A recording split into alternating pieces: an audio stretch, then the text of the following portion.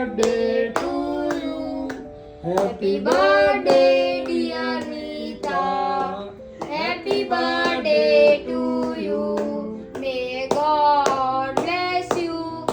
May God bless you. Happy birthday, dear Nita. Happy birthday to you.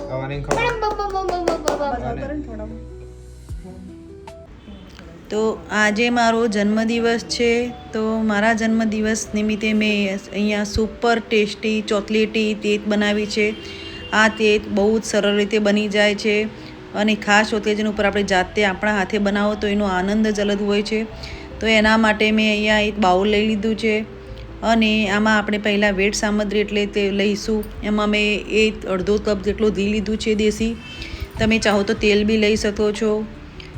તો અને એની સાથે આપણે એ જ માપમાં એટલે કે અડધો કપ જેટલું દહીં લઈશું. આ દહીં આપણે મોળું લેવાનું એટલે કે ફ્રેશ જમાયેલું હોય એવું લેવાનું. તો અડધો કપ જેટલું દહીં સાથે જ અડધો કપ જેટલો મેં જેગરી પાવડર લીધો છે. તમે ચાહો તો ખાંડ બી લઈ શકો.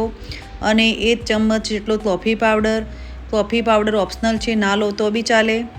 તો આ મિશ્રણને આપણે પહેલાં સારી રીતે મિક્સ કરી લઈશું. તો એકદમ સારી રીતે આપણે આને મિક્સ કરી લેવાનું.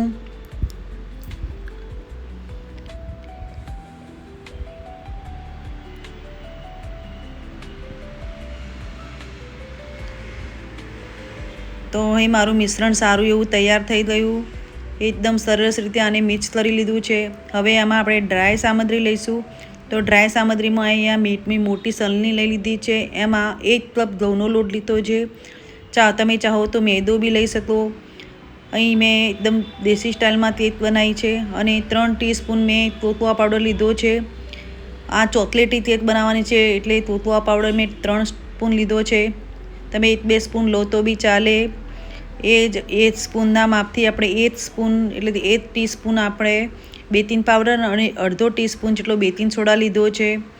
હવે આ ડ્રાય સામગ્રીને 1 ચપટી મીઠું નાખી અને સારી રીતે આપણે આ ચાળી લઈશું વેટ સામગ્રીની અંદર.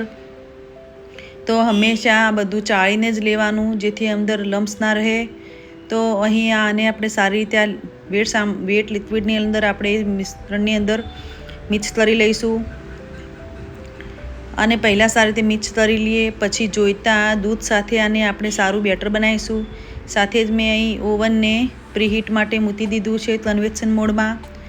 તો અહીંયા જો તેત મારી સારી રીતે બેટર મિક્સ થઈ ગયું. હવે એને તેતનું બેટર બનાવવા માટે આપણે થોડું દૂધ એડ કરતા જઈ અને સ્મૂથ બેટર બનાવીશું. જેવું ઢોકળાનું બેટર હોય છે એ રીતનું આપણે બનાવવાનું છે આમાં. તો એક સાથે દૂધ નહીં નાખવાનું, થોડું દૂધ એડ કરીને જ બેટર બનાવવાનું સ્મૂથ. તો અહીં મેં આપણે અડધા કપ જેટલું દૂધ જોઈએ છે આમાં. તો એ રીતે મેં અડધાથી થોડું વધારે એટલે કે 2 ભાગનું દૂધ લીધું છે. એના સાથે જ બેટર સરસ એવું સ્મૂથ બની ગયું છે. કટ એન્ડ ફોલ્ડ કરી અને બેટરને સ્મૂથ બનાવી દેવાનું. આ ટાઈપનું બેટર હોવું જોઈએ. હવે એના માટે મેં તેતનો મોલ્ડ લઈ લીધો. તો આમાં આપણે બટર પેપર લઈશું નીચે રાખવા માટે. તો બટર પેપરને આ રીતે આપણે મોલ્ડને ઉલટું કરી એને પેનથી માર્ક કરી અને કાપી લઈશું એટલે તે રાઉન્ડ શેપમાં લાવી દઈએ.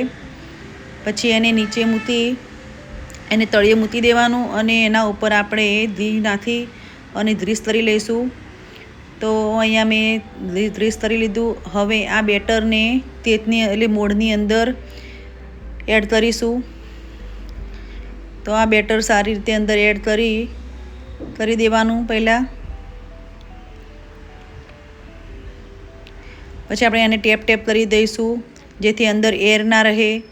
હવે પહેલેથી પ્રીહીટ કરેલા મેં ઓવનમાં આપણે તે માઇક્રોમાં મૂકી દઈશ. કન્વેક્શન મોડમાં મૂકવાનું બેક કરવા માટે. પણ એના માટે સૌથી પહેલાં આ રીતનું સ્ટેન્ડ આવે છે જે ઓવન સાથે જ આવે છે એમાં મૂકવાનું. તો અહીં મેં 25 મિનિટ માટે ચાલુ કરી દીધું છે માઇક્રોવને. તો અહીં આપણે ચેક કરી લઈએ. તો આ તેત મારી 25 મિનિટમાં જ બનીને સરસ તૈયાર થઈ ગઈ છે. આપણે ટૂથપીક વડે જોઈ લઈએ તો ટૂથપીક એકદમ ક્લિયર આવે છે એટલે કે આપણી સરસ તેત બની ગઈ. હવે એના માટે મેં ત્યાં ડાર્ક ચોકલેટ મોલ્ડ લીધો છે 150 ગ્રામ. તો આને આપણે એકદમ સમારી ઝીણું સમારી અને આને મેલ્ટ કરવાનો છે. તો આને આપણે ડબલ બોઇલરની મદદથી મેલ્ટ કરીશું. સાથે જ મેં અહીંયા 30થી 35 ગ્રામ જેટલું બટર લીધું છે. તો અહીંયા મારું સરસ ચોકલેટ મેલ્ટ થઈ ગયું. સરસ એવો સ્પ્રેડ થઈ ગયો. તો એને આપણે હવે સાઈડમાં તેતને ફોલ્ડ કરી અને કાઢીશું. આ રીતે ચારે બાજુથી છૂટી પાડી અને તેતને નીકાળી લઈશું. તો દેખો તેત સરસ એવી નીકળી ગઈ છે અને સરસ એવી સ્પોન્જી બનીને તૈયાર થઈ છે. હવે આપણે જે ચોકલેટને કર્યું હતું મેલ્ટ એને આપણે અંદર ઉપર સ્પ્રેડ કરીશું. તો આ ચોકલેટને આપણે તેત ઉપર સરસ સ્પ્રેડ કરી એટલે તે લગાવી દઈશું એટલે આ એકદમ ચોકલેટી તેત બનીને તૈયાર થશે.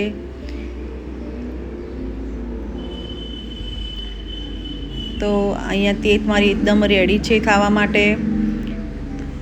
તો આના ઉપર મેં રફલી કટ કરી અને અખરોટ નાખ્યા છે. ના નાખો તો બી ચાલે. તો આ રીતે તેત એકદમ સ્પોન્જી એવી બનીને તૈયાર થઈ ગઈ. અખરોટ બી ઉપર મેં મૂકી દીધા અને સાથે ફરી મેં ચોકલેટને મિલ્ક સાથે મેં અહીંયા મેલ્ટ કરી અને ઉપર એને આ રીતે નાખી દીધું છે. તો સુપર ચોકલેટી એકદમ તેત બનીને તૈયાર છે. આ તેત એટલી સુપર બની હતી, બાળકોને બહુ મજા આવી ખાવાની. અને આપણા જાતે જ આપણે તેત બનાવેલી હોય તો એનું ખાવાનો આનંદ જ અલગ હોય. તો આજે મારો બર્થડે એકદમ સ્પેશિયલ બની ગયો. તે મેં મારા હાથે જ તેત બનાવી અને સાથે જ તળ કરી. બજારમાં ઇઝીલી મળતી હોય પણ જો આ રીતે આપણે જાતે જ બનાવીએ તો એનો આનંદ અનેરો હોય અને ખાવાની બધાને બહુ મજા આવી. અને ઘરમાં બનાવેલી એટલે હેલ્ધી વેમાં બનાવેલી તેત છે. આમાં કોઈ મેદો જ નથી કર્યો કે નથી આમાં શુગર એડ કરી. એકદમ દેશી સામગ્રીથી બનાવેલી તેત છે અને સુપર ચોકલેટી તેત બનીને તૈયાર થઈ છે. તો બાળકોને ખાવાની તો બહુ જ મજા આવી. મારો સંતો કહે મમ્મી રોજે આજ તેત બનાવજો બધાના બર્થડેમાં. તો આ રેસિપી મારી ગમી હોય તો મારા વિડીયોને please like, share and subscribe